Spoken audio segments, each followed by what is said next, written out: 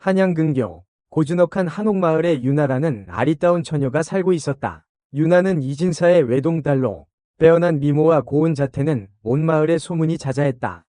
하지만 유나의 아비 이진사는 탐욕스럽고 권력에 눈이 먼 자였다. 그는 자신의 지위를 높이기 위해 수단과 방법을 가리지 않았고 심지어 딸의 혼사마저도 자신의 욕망을 채우는 도구로 이용하려 했다.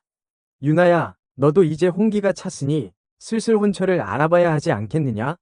어느 날 이진사가 유나를 불러 앉혀놓고 말했다. 유나는 아버지의 말에 불안한 기색을 감추지 못했다. 아버님, 저는 아직 혼인할 생각이 없습니다. 내 뜻대로만 할 수는 없는 법이다. 이미 너를 위해 훌륭한 혼처를 구해놓았다. 이진사의 말에 유나는 깜짝 놀랐다. 누구시온데 저와 상의도 없이 혼처를 정하셨습니까? 최대감 댁 아드님이다. 최대감 댁은 우리와는 비교도 할 수 없을 만큼 부유하고 권세가 높은 가문이니 내게도 좋은 기회가 될 것이다. 최대감은 늙고 탐욕스러운 대신으로 이미 여러 명이 부인을 거느리고 있다는 소문이 파다했다. 유나는 아버지의 말에 절망했다. 아버님, 저는 그런 늙은이에게 시집갈 수 없습니다. 제발 제 뜻을 헤아려 주십시오. 내 뜻? 내 뜻이 무엇이냐? 부귀영화 누리며 편안하게 사는 것이 싫다는 말이냐? 이 애비가 너를 위해 하는 일인데 어찌 이리 어리석은 소리를 하는 것이냐? 이진사는 유나의 애원을 무시하고 막무가내로 혼사를 추진했다. 유나는 아버지의 강요에 못 이겨 눈물을 흘리며 자신의 운명을 한탄했다. 어느 날 유나는 답답한 마음을 달래기 위해 마을 장터로 나섰다. 장터는 온갖 물건을 파는 상인들과 구경꾼들로 북적거렸다. 유나는 정처 없이 걷다가 한쪽 구석에서 나무 조각품을 팔고 있는 젊은이를 발견했다. 젊은이는 서준이라는 이름을 가진 가난한 목공이었다. 그는 비록 가난했지만 정직하고 성실한 청년이었다. 서준이 만든 조각품들은 하나같이 섬세하고 아름다웠다. 유나는 그의 조각품에 매료되어 한참을 구경했다. 참으로 아름다운 조각품들이네요. 유나가 감탄하며 말했다. 서준은 수줍게 웃으며 대답했다. 감사합니다, 아가씨. 저는 나무를 만지는 일이 가장 행복합니다. 유나는 서준과 이야기를 나누면서 그의 순수하고 따뜻한 마음씨에 점점 끌렸다. 서준 또한 유나의 아름다움과 착한 마음씨에 반했다. 아가씨, 이것은 제가 특별히 만든 것입니다. 아가씨께 드리고 싶습니다. 서준은 작은 나무 상자 하나를 유나에게 건뷰다. 상자는 정교한 조각으로 장식되어 있었고 뚜껑에는 아름다운 꽃 한 송이가 새겨져 있었다. 이것은 작은 보석함입니다. 아가씨의 아름다움을 담아두기에 부족함이 없을 것입니다. 유나는 서준의 선물에 감동했다. 그녀는 보석함을 소중하게 품에 안고 서준에게 고마움을 표했다. 고맙습니다. 이 아름다운 보석함을 소중히 간직하겠습니다. 그날 이후 유나와 서준은 몰래 만남을 이어갔다. 그들은 서로의 마음을 확인하고 깊은 사랑에 빠졌다. 하지만 유나는 자신의 처지를 생각하며 불안감을 감출 수 없었다. 서준 도련님, 저는 곧 최대감 댁으로 시집을 가야 합니다. 아버님의 명을 거역할 수 없습니다. 유나는 눈물을 글썽이며 말했다. 서준은 유나의 손을 잡고 위로했다. 걱정 마십시오, 아가씨. 제가 반드시 방법을 찾아보겠습니다. 서준은 유나를 안심시키기 위해 애썼지만 그의 마음속에도 불안감이 가득했다.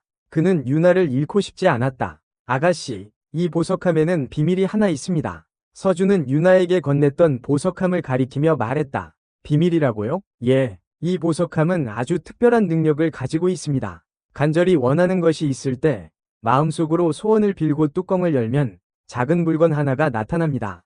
정말입니까? 예. 하지만 하루에 한 번만 사용할 수 있습니다. 그리고 너무 큰 욕심을 부리면 좋지 않은 일이 생길 수도 있습니다. 유나는 서준의 말을 반신반의했지만 그의 진지한 표정을 보고 믿기로 했다. 고맙습니다, 서준 도련님. 이 보석함을 잘 간직하겠습니다. 유나는 서준에게 받은 보석함을 소중히 간직하며 그와의 짧은 만남을 이어갔다. 하지만 그들의 행복은 오래가지 못했다. 최대감은 자신의 아들과 유나의 혼사를 서두르기 위해 이진사를 압박했다. 이진사는 최대감의 권세에 눌려 어쩔 수 없이 혼례 날짜를 잡고 유나에게 이 사실을 통보했다. 유나야, 혼례 날짜가 잡혔다. 이제 더 이상 어리광 부릴 생각은 말고 혼례 준비에 힘쓰도록 하여라. 이진사의 말에 유나는 하늘이 무너지는 듯한 절망감을 느꼈다. 그녀는 마지막 희망을 걸고 서준을 찾아갔다. 서준 도련님, 어떡하면 좋죠? 혼례 날짜가 잡혔어요. 저는 최대감 댁으로 시집가고 싶지 않아요. 유나는 눈물을 흘리며 서준에게 매달렸다. 서준은 유나를 품에 안고 위로했다. 걱정 마십시오, 아가씨. 제가 반드시 아가씨를 구해드리겠습니다. 서준은 유나를 위해 목숨을 걸고 싸울 결심을 했다. 그는 유나에게 받은 보석함을 꺼내 들고 간절한 마음으로 소원을 빌었다. 부디 이 보석함이 우리에게 힘이 되어 주기를.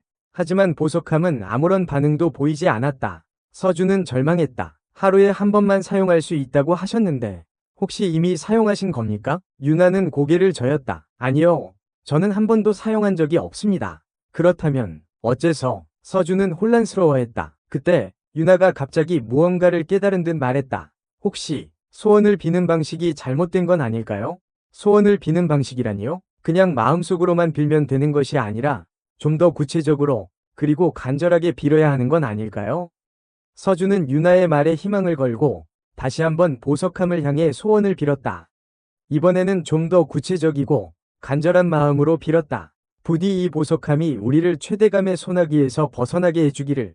그러자 보석함에서 희미한 빛이 새어나오기 시작했다. 유나와 서준은 놀란 눈으로 보석함을 바라보았다. 빛이 나요. 드디어 보석함의 뚜껑이 천천히 열리더니 그 안에서 작은 종이 두루마리가 나타났다. 서준은 조심스럽게 종이 두루마리를 펼쳐보았다. 이건 종이 두루마리에는 낯선 글자들이 빼곡하게 적혀 있었다. 서준은 글자들을 읽을 수 없었지만 왠지 모르게 불길한 기운을 느꼈다. 무슨 글자인지는 모르겠지만 왠지 좋지 않은 예감이 듭니다. 어떻게 하죠? 일단 이 두루마리를 가지고 최대감에게 가봐야겠습니다.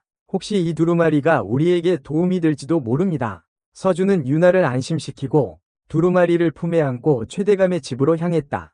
한편 최대감은 자신의 아들과 유나의 혼례를 앞두고 잔치를 벌이고 있었다. 그는 자신의 권세를 과시하기 위해 온갖 진귀한 음식과 술을 준비하고 수많은 손님들을 초대했다. 하하, 오늘 이 자리에 오신 여러분들께 진심으로 감사드립니다. 제 아들과 이진사의 딸 유나의 혼례를 축하해 주시기 위해 이렇게 귀한 걸음을 해주셨으니 이보다 더 기쁠 수가 없습니다.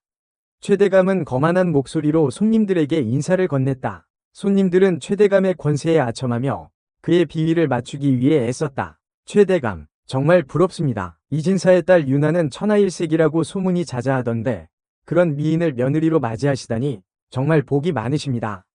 하하하, 과찬의 말씀입니다. 하지만 제 아들 녀석도 인물이 훤칠하니 둘이 잘 어울릴 것이라 생각합니다. 최대감은 우쭐거리며 술잔을 기울였다. 그때 서준이 최대감의 집으로 들어섰다. 누구냐? 최대감의 하인들이 서준을 막아섰다. 서준은 품에서 종이 두루마리를 꺼내 보이며 말했다. 최대감께 드릴 말씀이 있어 왔소. 이 두루마리를 전해주시오. 하인들은 서준의 행색을 보고 비웃었지만 두루마리에 적힌 낯선 글자들을 보고 왠지 모를 위압감을 느꼈다. 그들은 서준을 함부로 대하지 못하고 최대감에게 안내했다. 최대감, 이자가 두루마리를 전해 달라며 찾아왔습니다. 최대감은 술에 취한 눈으로 서준을 훑어보았다. 내 놈은 누구냐? 감히 내 집 앞에서 행패를 부리는 것이냐? 저는 서준이라고 합니다. 최대감께 꼭 보여드려야 할 것이 있어 왔습니다. 서준은 침착하게 두루마리를 최대감에게 건넸다. 최대감은 의심스러운 눈초리로 두루마리를 펼쳐보았다. 이건 두루마리에 적힌 글자들을 본 최대감의 얼굴이 창백하게 질렸다. 그는 두루마리를 떨어뜨리고 벌벌 떨리는 목소리로 말했다. 내 놈, 이 두루마리를 어디서 구했느냐? 그것은 중요하지 않습니다. 중요한 것은 이 두루마리에 적힌 내용입니다. 닥쳐라. 내 놈은 당장 이 자리에서 끌어내 처형해야겠다. 최대감은 분노하며 소리쳤다. 그의 하인들이 서준을 잡으려 달려들었다.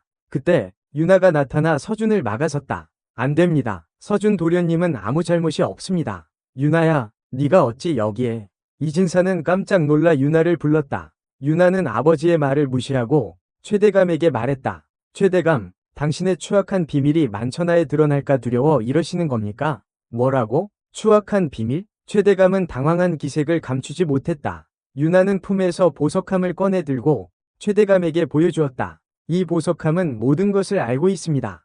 당신이 저지른 모든 악행을. 유나의 말에 최대감은 얼굴이 새파랗게 질렸다. 그는 유나가 모든 것을 알고 있다는 사실에 경악했다. 내 인연, 감히 나를 협박하는 것이냐? 최대감은 분노하며 소리쳤지만 그의 목소리는 떨리고 있었다. 유나는 두려움 없이 최대감을 똑바로 쳐다보며 말했다. 협박이 아닙니다. 진실을 밝히려는 것뿐입니다. 당신이 저지른 죄를 뉘우치고 서준 도련님을 풀어주십시오. 그렇지 않으면 어떻게 하겠다는 것이냐? 이 보석함의 힘으로 당신의 모든 죄를 세상에 알릴 것입니다. 유나는 보석함을 높이 쳐들었다. 최대감은 보석함에서 뿜어져 나오는 빛에 눈을 가늘게 떴다. 그는 보석함의 힘을 두려워했다. 좋다. 내 뜻대로 하겠다. 서준을 풀어주마. 최대감은 마지못해 서준을 풀어주라고 명령했다. 그의 하인들은 머뭇거리다가 결국 서준을 풀어주었다. 하지만 이 일은 절대 입 밖에 내지 않겠다고 약속해야 한다. 그렇지 않으면 너와 내 아비, 그리고 서준까지 모두 무사하지 못할 것이다.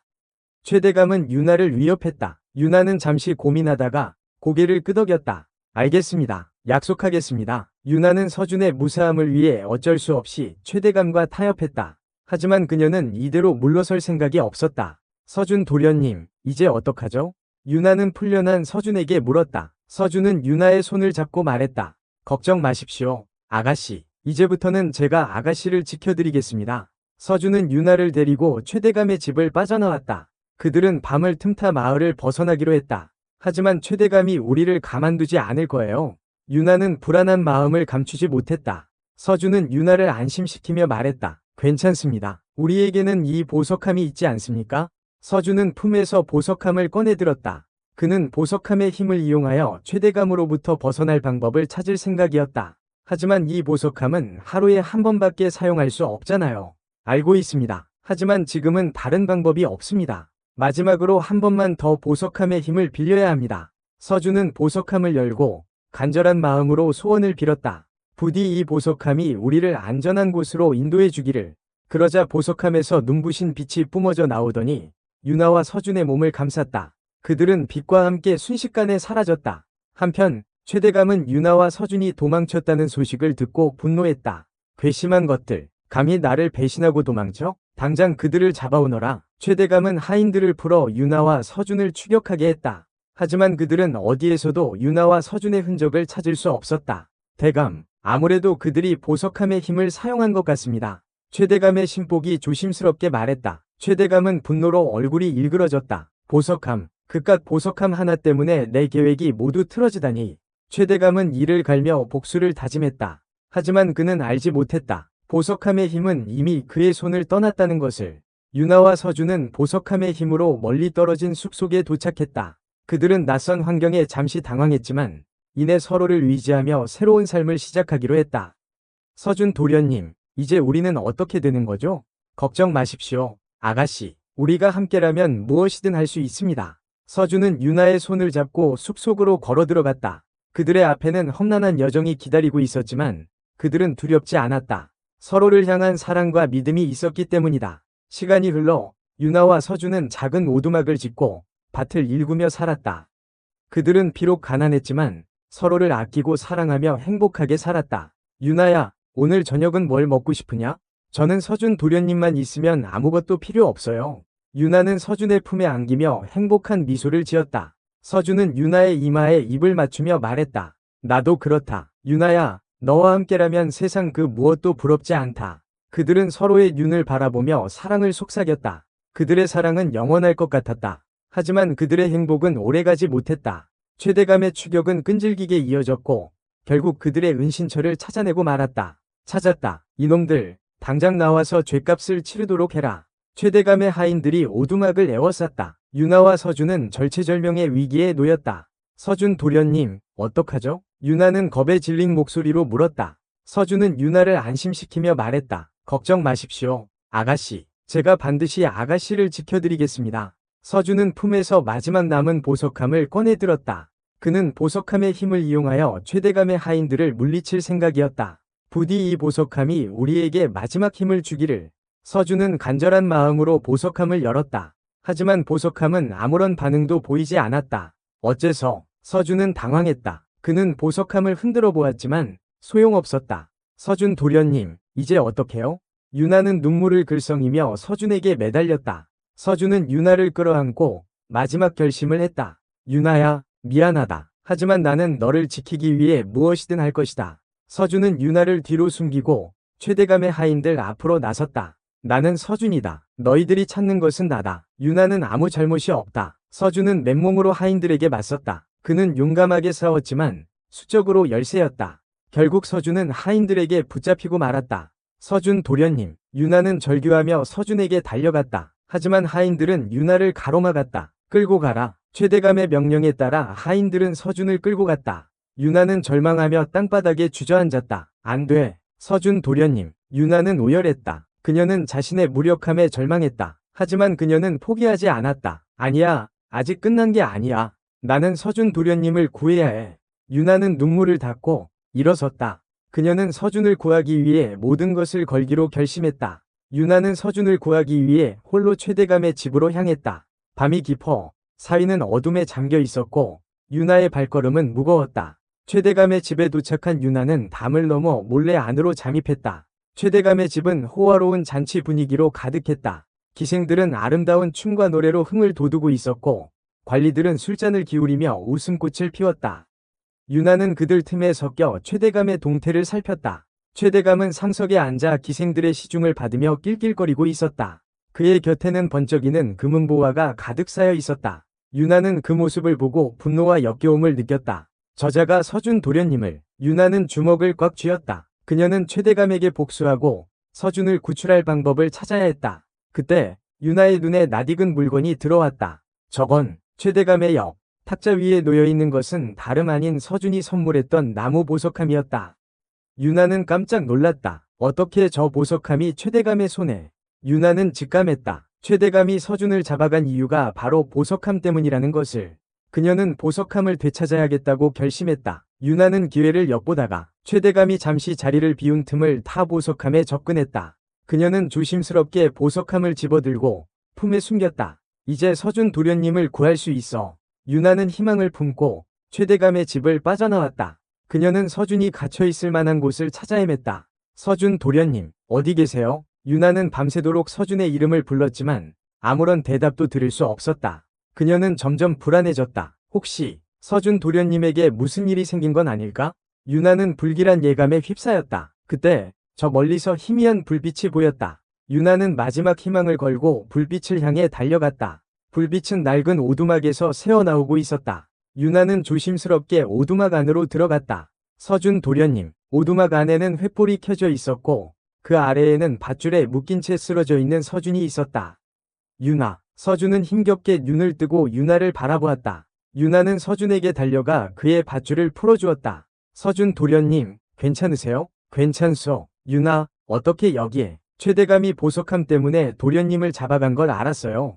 그래서 보석함을 가지고 도련님을 구하러 왔어요. 유나는 품에서 보석함을 꺼내 서준에게 보여주었다. 서준은 보석함을 보고 깜짝 놀랐다. 어떻게 이 보석함을 최대감의 집에서 몰래 가져왔어요? 이제 이걸로 우리 도망쳐요. 유나는 서준의 손을 잡고 오두막을 나섰다. 하지만 그 순간 오두막 문이 열리더니 최대감의 하인들이 들이닥쳤다. 거기 섞어라. 이놈들, 감히 대감의 물건을 훔쳐달아나?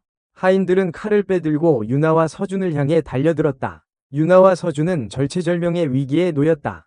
서준 도련님, 어떡하죠? 유나는 겁에 질린 목소리로 물었다. 서준은 유나를 보호하며 마지막 결심을 했다. 유나야, 이 보석함을 부숴버려라. 네? 하지만 이 보석함이 존재하는 한 우리는 결코 자유로워질 수 없다. 어서. 유나는 망설였지만 서준의 단호한 눈빛을 보고 결심했다. 그녀는 보석함을 바닥에 내던졌다. 쨍그랑. 보석함은 산산조각이 났다. 그 순간 보석함에서 눈부신 빛이 뿜어져 나오더니 유나와 서준, 그리고 최대감의 하인들을 모두 휩쓸어버렸다.